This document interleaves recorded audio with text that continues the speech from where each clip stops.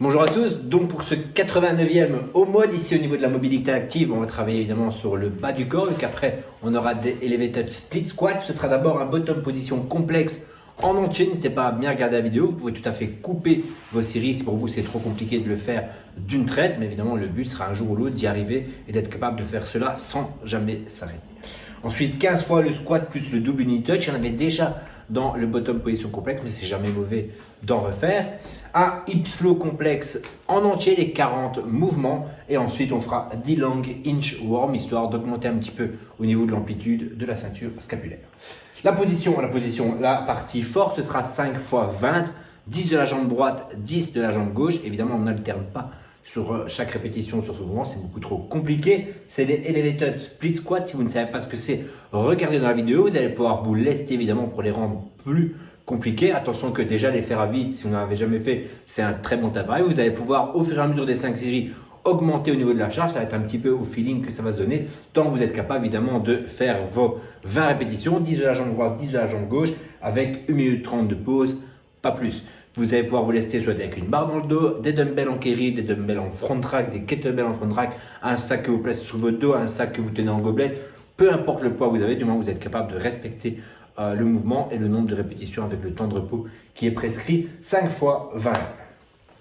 Ensuite, autant pour moi, vous allez toujours aussi pouvoir augmenter au niveau de la hauteur du pied. Alors, c'est à de mettre la hauteur du pied avant trop haute non plus. Vous devez être capable quand même de descendre le genou au sol pour qu'il y ait quand même une amplitude augmenté mais pas impossible à réaliser. Donc vous allez pouvoir aussi jouer avec ça pour rendre le mouvement plus compliqué. Mais attention de ne pas aller sur des hauteurs qui soient complètement inaccessibles ou qui soient hors normes pour ce genre de mouvement. Vous pouvez avoir maximum 20-25 cm pour le pied. Au-dessus, ça commence à devenir compliqué de faire ça correctement.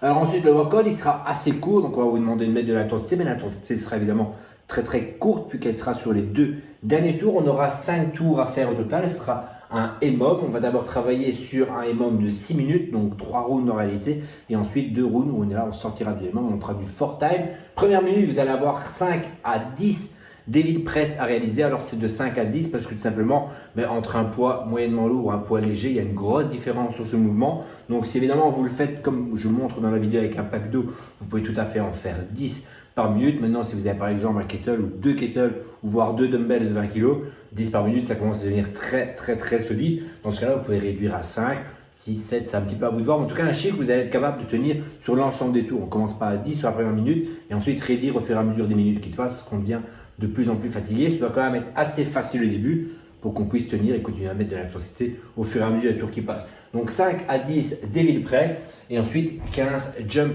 Over Stick sur la deuxième minute. Donc 2 chaises, un bâton, juste des jumps l'un au-dessus de l'autre. On n'est pas obligé de les faire en touch and go, on peut vraiment les faire l'un après l'autre comme dans la vidéo explicative, mais 15 à réaliser. 3e, 4e, 5e, 6e minute et au départ de la 7e minute, vous êtes parti pour 2 tours le plus rapidement possible. Où là évidemment, il faudra essayer d'aller le plus vite possible jusqu'à la fin du WOD.